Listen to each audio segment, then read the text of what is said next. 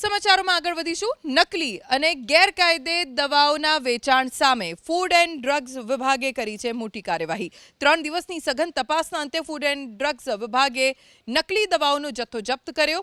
ભરૂચની જેબી chemicals and pharmaceutical limited ઉત્પાદન કરતી નિકાર્ડિયા રિટાર્ડ 10ની 1.70 લાખની કિંમતની બનાવટી 1250 ટેબ્લેટ જપ્ત કરી। 3 દિવસમાં અમદાવાદના 16, ભુજ, જૂનાગઢ, નડિયાદના 1, સુરતના 2 અને ભાવનગરના 4 મેડિકલ સ્ટોરમાં તપાસ કરી દવાઓનો જથ્થો જપ્ત કર્યો। તપાસ દરમિયાન શંકાસ્પદ દવાની સપ્લાય ચેઇન પણ જાણવા મળી।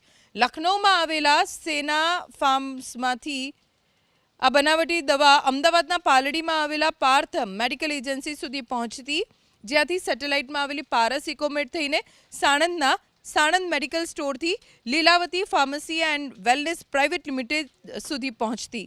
હાલ તો ફૂડ એન્ડ ડ્રગ્સ વિભાગની ટીમે શંકાસ્પદ દવાનું ખરેખર ક્યાં ઉત્પાદન થતું તેની તપાસ હાથ ધરી છે।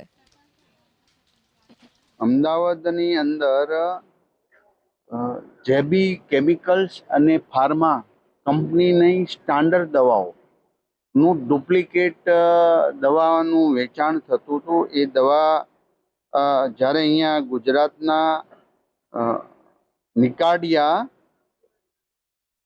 રિટાર્ડ 10 ટેબ્લેટ જ્યારે વેચાણ થતું હતું ત્યારે અમારા ડ્રગ્સ વિભાગમાં આમની બાતમી વગેરે માહિતી મળતા જ 30 જેટલા મેડિકલમાં આનો રેડ કરવામાં આવી છે, જ્યાં દવાનો જથ્થો મળી આવ્યો છે। 1,70,000 દવાના જથ્થાને સીઝ કરવામાં આવ્યો છે।